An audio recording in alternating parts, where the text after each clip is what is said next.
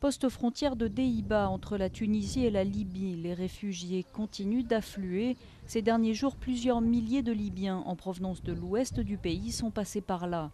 Un peu plus loin au village, un camp accueille les familles qui ont fui les combats. Les hommes se regroupent sous cette tente et regardent leur pays en guerre à la télévision. Les forces de Kadhafi n'arrêtent pas d'attaquer notre ville. La situation est vraiment mauvaise là-bas. On n'a pas de nourriture, pas d'essence et pas d'eau. Mais tous les réfugiés ne peuvent pas avoir une place sous une tente. Le camp a une capacité limitée, 1300 personnes tout au plus. Du coup, beaucoup de Libyens sont accueillis par les habitants tunisiens et vivent parfois jusqu'à 40 par maison.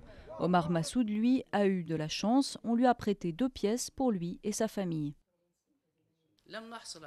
On n'a pas eu de tente dans le camp. Il y avait trop de monde. Du coup, ma femme et mes enfants ont dormi chez des gens que je connaissais. Et moi, j'ai passé la nuit dans la voiture. À Deiba, la solidarité fonctionne bien, mais côté ONG, seul le Croissant Rouge des Émirats Arabes Unis est présent. L'organisation assure pouvoir répondre aux besoins, sans doute parce que les Libyens ne restent pas à Deiba. Ce camp de réfugiés est un camp de transit pour les Libyens. Ils restent 1 ou 2 jours, parfois plus. Puis, ils vont à l'intérieur des terres rejoindre les gens qu'ils connaissent.